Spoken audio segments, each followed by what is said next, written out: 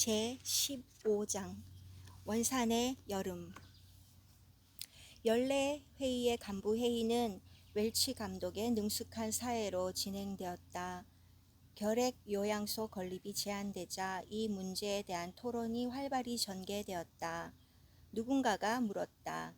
이미 설립된 병원들을 유지하는데도 곤란을 겪고 있는 처지에 어떻게 새 사업을 후원할 수가 있겠습니까?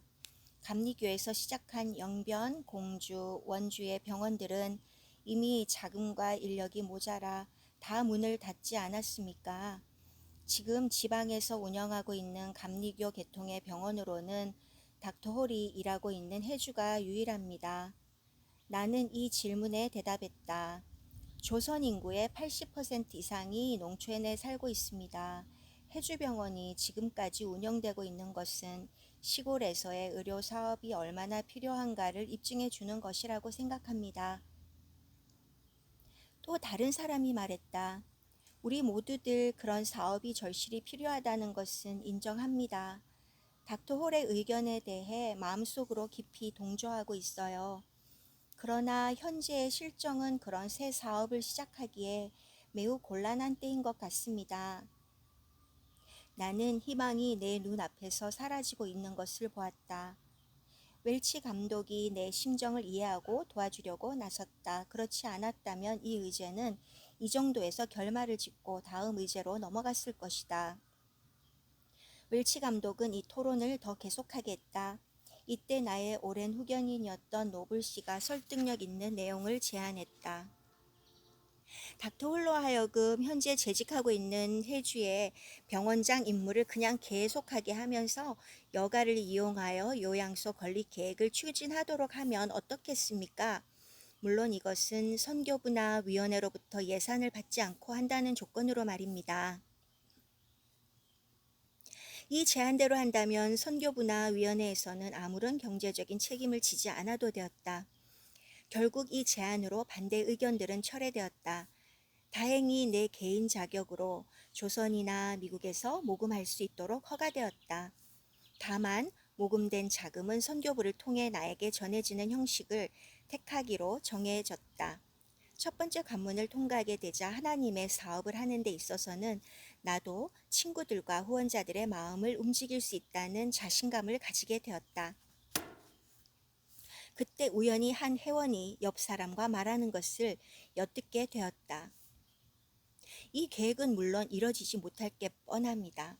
그러니 그가 하고 싶은 대로 내버려 두어도 해가 되지는 않을 겁니다. 그러나 나의 의기는 조금도 침체되지 않았다. 조금 후 내가 어느 방을 지나고 있는데 내 이름이 대화에 오르내리는 소리가 들렸다. 닥터 홀은 현실을 모르는 공상가이고 이상주의자로 보입니다. 선교사로 나온 지 이제 겨우 2년밖에 안 된 사람이 어떻게 많은 장애를 물리치고 동양을 움직일 수 있다고 생각하는 건지요. 조선 관리들도 그런 젊은 사람의 말은 절대로 듣지 않을 거요. 우리가 충분히 제동을 걸면 그 일은 없었던 것으로 될 거요. 위원회 이름으로 그 계획을 철회시키는 것이 그래도 그를 가장 덜 실망시키는 방법입니다. 그를 위해서도 그러는 것이 좋을 겁니다. 지금 우리가 경제적으로 어떠한 상황에 있는지는 닥터 홀은 알고 있습니까? 이 말이 끝나자 대답이 들려왔다.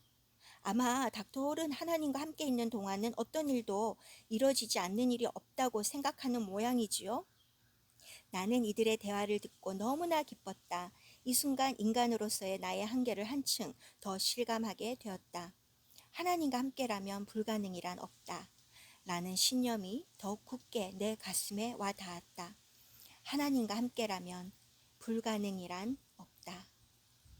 많은 사람들은 내가 용기를 잃었으리라고 예상했다. 그러나 나는 그 반대였다.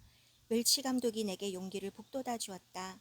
그는 버버그가 선교 사업의 공중위생 분야에 써달라고 남긴 유산 3,850달러에 대한 집행권을 당연히 신청해야 한다며 나를 격려했다. 그동안 모든 선교 병원에서 이 유산에 대해 집행권 신청을 했으나 유산 관리인은 지금까지 나온 계획에 만족하지 못했었다. 웰치 감독은 계획서를 작성할 때는 조선의 결핵 환자에 대한 숫자와 사실을 자세하게 열거하고 그 계획 내용도 자세히 적어서 제출해야만 유산 관리인의 마음을 움직일 수 있다고 말해 주었다. 그날 밤 나는 밤새워 유산 관리인이고 메리 버버그의 조카인 베니트 씨에게 제출할 서류를 작성했다. 실제 상황과 통계 숫자를 자세히 기록하면서 그의 마음이 움직여지기를 기도했다. 통계 숫자와 계획서 그리고 동봉한 나의 편지를 깨끗하게 타이프로 쳐서 미국으로 우송하는 일은 친구가 맡아주었다. 우편물이 유산 관리인에게 도착하려면 3주일은 걸릴 것이다. 그동안 내가 할 수 있는 일이란 기도의 힘을 믿으면서 기다리는 것뿐이었다. 해주에 돌아오니 전보 한 장이 우리를 기다리고 있었다. 전보는 메리안의 어머니 메리 버텀리가 1927년 6월 25일에 별세했다는 슬픈 소식이었다. 메리안의 슬픔은 너무나 컸다. 이 소식은 내게도 큰 슬픔이었다. 나는 장모님을 좋아했다. 우리 사이는 마치 친부모와 자식처럼 가까웠다. 특히 내가 셔퍼크 결핵요양소에 재직하고 있을 때는 더했다. 그때 나는 견습 의사였는데 병원에서는 사택을 제공했다. 그러나 메리아는 당시 피츠버그에서 인턴으로 일하고 있어서 할치빌에 와서 함께 지낼 수 없었다. 나는 장모님께 이곳에 와서 지내주기를 원했다. 장모님은 신앙심이 깊은 분이었다. 그분과 함께 있으면 언제나 마음이 편안하고 즐거웠다. 장모님이 내게 와 있었기 때문에 메리안과 떨어져 있는 동안의 외로움과 생활의 불편함이 덜어졌다. 몇 주일이 지난 후에 또 하나의 전보가 배달되었다. 나는 혹시 더 나쁜 소식이 아닐까 두려워서 봉투를 열기가 겁이 났다. 내가 분홍색 봉투의 겉봉을 뜯을 때 메리안도 초조하게 내 표정을 살피고 있었다. 이번에는 좋은 소식이었다. 그녀는 내 표정에서 금세 그것을 알아차렸다. 전보의 내용은 간단했다. 당신의 계획은 허락되었음. 자금 확보하고 있음. 나는 메리안을 부둥켜 안았고 메리안은 너무 기뻐서 눈물을 흘렸다. 이 기쁜 소식은 우리의 모든 친구들에게 밀물처럼 퍼져나갔다. 특히 웰치 감독은 매우 만족해 하였다. 나는 지체하지 않고 부동산 매매에 능숙한 조선 친구들을 만났다. 그들은 팔려는 땅이 나와 있는 곳을 알려주었다. 메리안과 나는 그들이 알려준 대지들을 보러 다니느라고 바빴다. 어느 때는 아예 소풍을 겸해 윌리엄도 데리고 다녔다. 마침내 우리는 이상적인 장소를 찾았다. 그것은 바로 우리 집 뒤에 있는 언덕의 반대편 경사진 곳에 위치해 있었다. 소나무 숲에 둘러싸여 있어 방풍이 잘 될 수 있었고 남향이라 따뜻한 햇볕도 쬐을 수 있었다. 앞쪽의 전망 또한 용당 포구와 황해에 떠있는 아름다운 섬들로 멋진 경치가 한눈에 펼쳐져 있었다. 우리는 이미 자금을 확보했기 때문에 하루속히 대지를 구입하는 절차를 밟아야 했다. 이때 여러 사람들의 의견이 땅을 구입할 때는 조선 사람의 명의로 하는 게 유리하다는 것이었다. 그래서 우리가 휴가를 떠나 해주에 없을 때 조선인 친구들이 땅을 구입하기로 했다. 미국의 의료기구들을 주문하면 통관으로 지체되는 시간을 제하고도 많은 시일이 걸렸다. 나는 이 사실을 잘 알고 있었으므로 휴가를 떠나기 전에 이 문제를 시급히 처리하기로 했다. 청진기는 나의 길을 위해 열심히 봉사해 왔지만 이제는 내 눈에 봉사할 형광 투시경과 엑스레이 등의 기재가 필요했다. 이 기회에 이러한 기구들도 주문하기로 결정했다. 어떤 사람들은 요양소 건물을 짓기도 전에 그런 의료기구부터 주문한다는 것은 말도 안 된다고 했다. 그들은 이처럼 경제적으로 곤란한 시기에 엑스레이의 계산 청구서가 오면 어떻게 지불할 수 있겠느냐고 반문했다. 그러나 나는 믿었다. 지금까지 하나님이 우리의 기도를 얼마나 잘 들어주셨던가. 돈 걱정을 한다는 것은 믿음이 약함을 스스로 드러내놓는 일이라고 생각했다. 그러나 그들이 걱정했던 예상은 현실로 닥쳐왔다. 그 무렵 나는 돈 문제를 해결할 아무런 능력도 갖고 있지 못했다. 내게 조금이라도 내일을 보는 눈이 있었다면 그처럼 무모한 행동을 하지는 않았을 것이다. 갑자기 병원의 환자 수가 줄어들고 있었다. 환자들은 벽촌에서 오는 사람들이 대부분이었는데 여름철 장마가 시작되어 개천물이 불어나자 다리들이 다 떠내려가고 길까지도 무릎까지 빠지는 수렁이 되어 걸을 수가 없었다. 농부들은 무너진 논둑을 막고 물이 찬 논에 논둑을 트는 등 매우 바쁜 때였다. 사람들은 너무나 바빠서 모든 병에 통증도 잊을 지경이 되었다. 날씨는 무덥고 습기차고 끈끈하였다. 닥터 김과 펄 런드는 마침내 우리에게 이 한가한 시간을 틈타 휴가를 다녀오는 게 어떻겠느냐고 했다. 우리는 반갑게 이 제안을 받아들였다. 학교는 방학이었고 병원은 한가했다. 우리는 안심하고 원산 해변으로 떠날 수 있었다. 우리는 별장을 손질하고 집안을 꾸밀 때까지 맥컬리 댁에 머물렀다. 보트에 다시 페인트 칠을 하고 채미라는 이름을 붙였다. 이것은 조선말로 재미라는 뜻이다. 실제로도 이 보트는 우리와 친구들에게 많은 재미를 안겨주었다. 서울에서 사귄 친구들도 이 해변으로 휴가를 왔다. 그들은 우리가 원산을 택했다는 사실에 기쁨을 금치 못했다. 그들은 우리를 매우 따뜻하고 편하게 대해주었다. 이때 모인 우리 그룹은 사람들에게 젊은 집단이라는 이름으로 불려졌다. 이 이름은 우리가 나이를 먹은 다음에도 우리를 따라다녔다.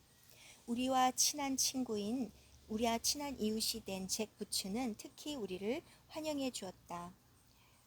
그들 가족은 작은 섬으로 소풍을 가서 그곳에서 아침 식사를 하자고 했다. 이른 아침에는 대개 물결이 잔잔해서 배를 타고 나가기에는 좋았다.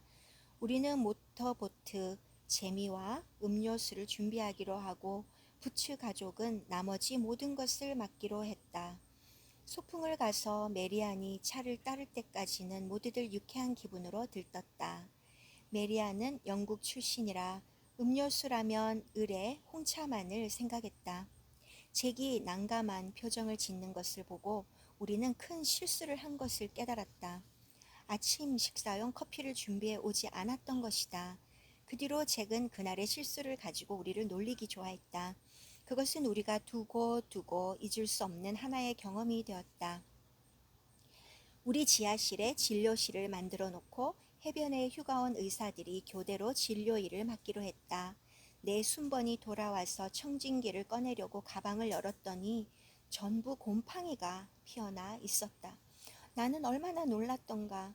역시 청진기란 자주 써야 한다는 사실을 깊이 깨달았다.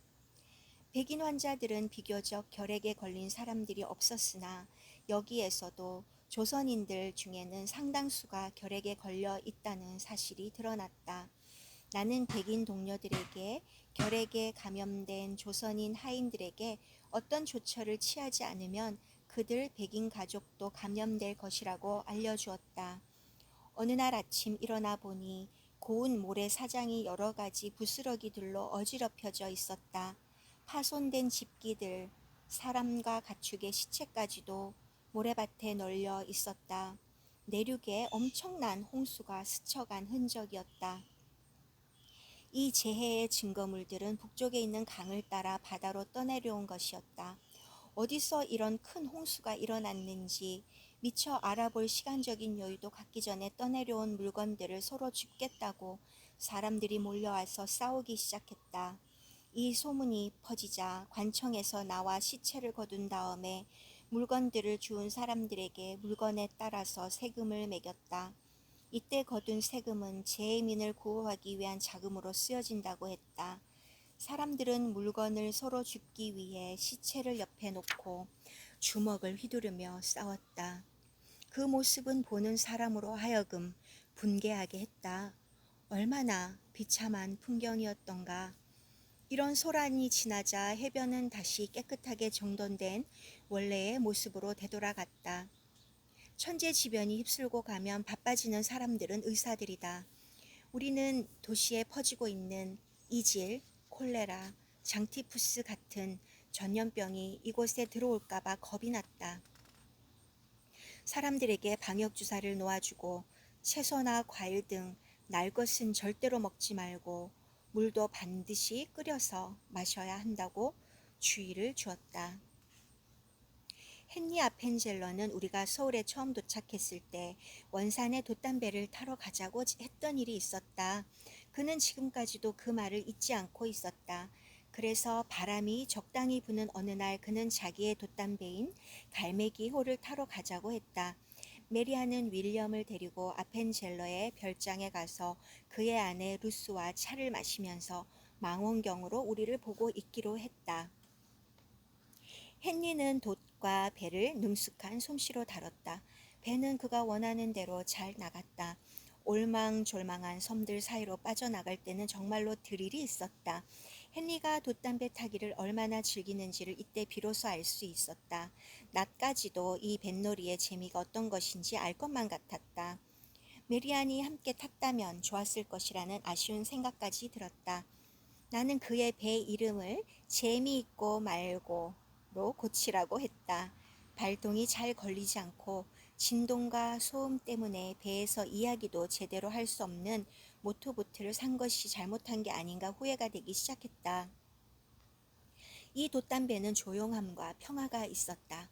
들리는 소리라고는 부드럽게 돛에 부딪혀오는 바람 소리와 이 작은 선체가 칼날과 같이 물을 가르고 나갈 때 배전을 때리는 물결 소리뿐이었다.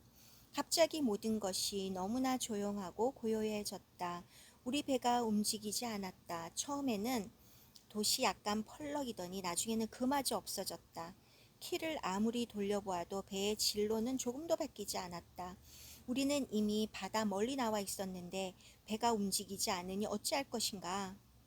헨리는 어정쩡한 웃음을 지어 보였고 나는 그의 집에 가서 차라도 한 잔 마실 수 있다면 행운이란 생각이 들기 시작했다. 갑자기 약한 바람이 불어와서 돛이 펄럭껐다. 이때 헨리는 의기양양하게 소리쳤다. 됐다. 이제 집에 가서 차 한 잔 마실 수 있게 됐구나.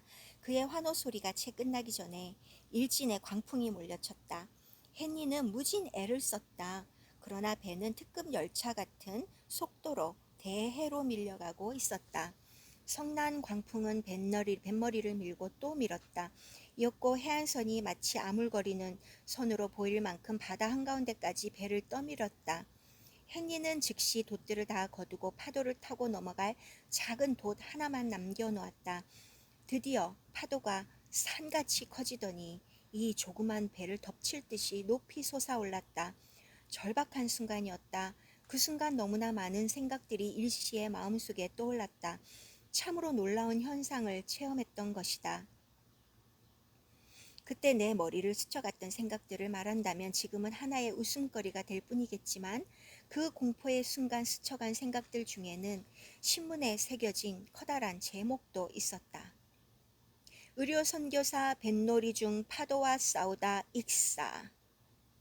선교위원회에서는 이러한 제목보다는 의료 선교사 질병, 미신과 싸우다 순직이라는 제목을 원할 게 아닌가? 나의 상념은 더 슬프게 전개되었다.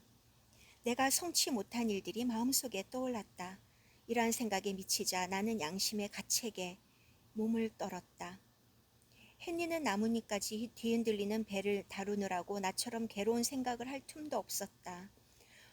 얼마나 싸웠던가. 갑자기 바람이 잠잠해졌다. 그러더니 리처드 할리버튼이 말한 것처럼 믿거나 말거나 간에 바람은 방향을 바꾸어 처음의 속도와 세기로 불기 시작했다. 순간의 기적처럼 바람이 우리를 해안 쪽으로 몰아가고 있었다. 우리가 미처 발견하기도 전에 파도에 부딪혀 흰 거품을 뿜고 있는 바위로 된 섬의 해안들이 눈앞을 막고 있었다. 우리는 이 섬들 사이로 빠져나가야 한다는 또 다른 난간에 부딪혔다. 유혹하는 처녀처럼 흰 팔을 길게 뻗고 있는 섬들에게 현혹되지 않아야 한다는 점은 헨리가 나보다 더 잘 알고 있었다. 우리 배가 지나가는 바다 밑에는 암초들이 깔려 있었다. 이것을 헤치고 지나가야만 원산의 모래 해변과 우리들을 기다리고 있는 사랑하는 가족들에게로 돌아갈 수 있었다. 잘 알아볼 수 없는 암초가 갑자기 우리 앞에 나타난 것을 보고 헨리는 재빨리 뱃머리를 돌렸다. 그때 일순만 늦었어도 배는 그냥 박살이 났을 정도의 순간적인 위기였다. 그 바위들로부터 겨우 한 걸음 물러섰는가 했더니 엄청나게 큰 파도가 우리 위를 덮쳤다. 배에는 물이 가득 찼다. 우리는 정신없이 물을 퍼냈다. 우리는 겨우 배가 가라앉는 것을 모면했다. 바람은 계속 해안 쪽으로 불고 있었다. 그 바람이 지친 우리를 어느덧 모래사장에 도착시켜 주었다. 안도의 한숨을 쉬었다. 가슴을 조이며 우리를 기다리고 있던 원산 친구들은 아직도 먹이를 삼키려는 듯 우리를 덮치려는 성난 파도로부터 배를 끌어내느라 필사적이었다. 메리안과 루스는 우리를 뜨겁게 껴안았다.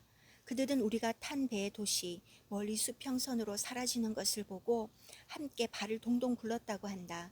다시 그들의 시야에 우리 배가 나타났을 때까지는 이루 말할 수 없는 초조함의 연속이었다. 아내는 우리가 살아서 돌아온 것은 그들의 열렬한 기도의 덕분이라고 믿었다. 그들 모두가 우리의 안전을 심히 염려했고 원산의 다른 친구들도 모두 기도를 했다. 처음 루스는 메리안처럼 그렇게 걱정하지 않았다. 그녀는 자기 어머니를 닮아 낙천적이었고 더구나 헨리의 돛배 타는 익숙한 솜씨를 믿었기 때문이었다. 그러나 배가 시야에서 사라지고 풍랑이 일자 그녀까지도 냉정을 잃었었다고 한다. 휴가는 은혜로운 집회를 마지막으로 끝이 났다. 우리는 새로운 정열로 일에 전념할 수 있게 무장이 되었다.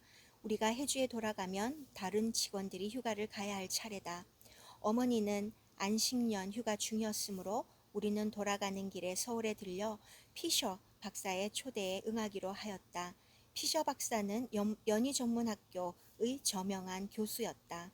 그의 아내 베시는 하하디 박사의 딸이다. 하하디 박사는 사실상 나의 정신적인 지도자였다. 나는 그를 깊이 존경하고 있었다. 이런 인연으로 하여서도 피셔 부부를 만난다는 것은 큰 기쁨이었다. 그들의 집은 학교 근처에 있는 소나무 숲 속에 아름답게 자리 잡고 있었다. 우리는 해주로 가기 전에 서울에서 해야 할 일이 있었다.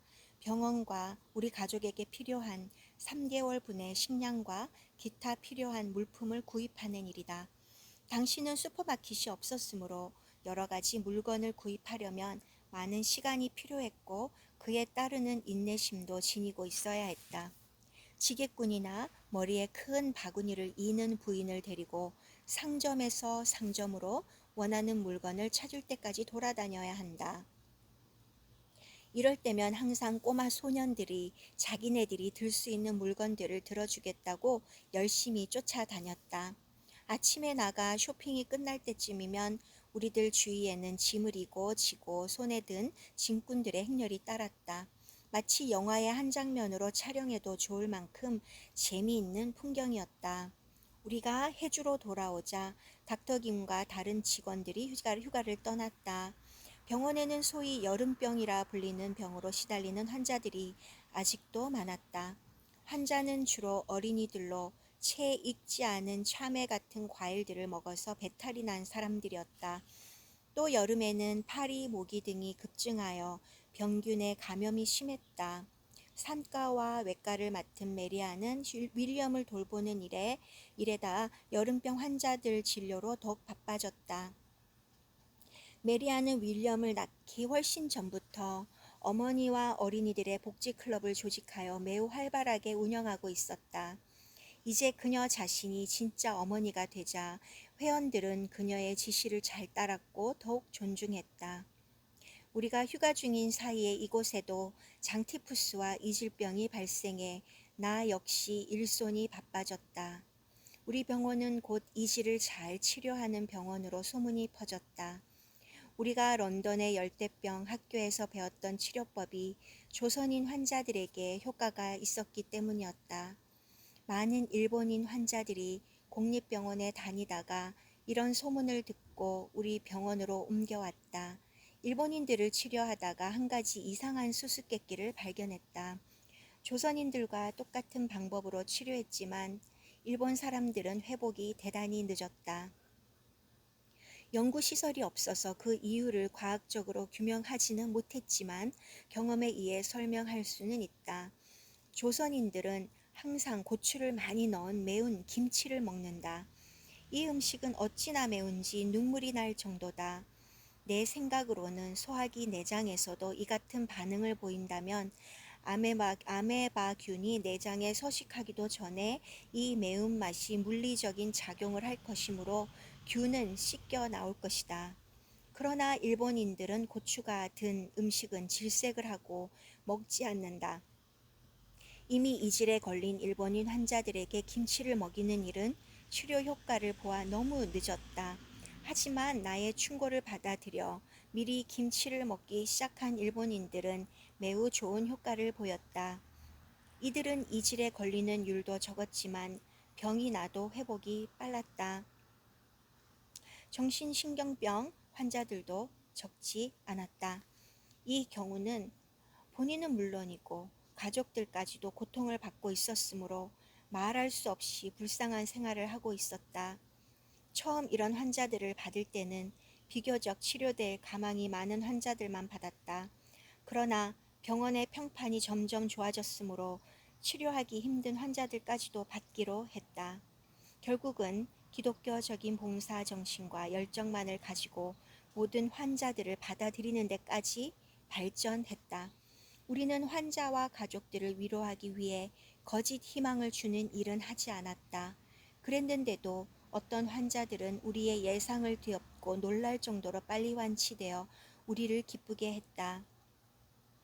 우리는 환자들의 통증이 낫도록 치료에 최선을 다했고 뜨거운 쇠로 살을 지지는 따위의 불결하고 원시적인 무당치료법에서 그들을 보호해 주었다. 흔히 말하는 복수, 늑막염, 수종 등으로 시달리고 있는 환자들도 많았다.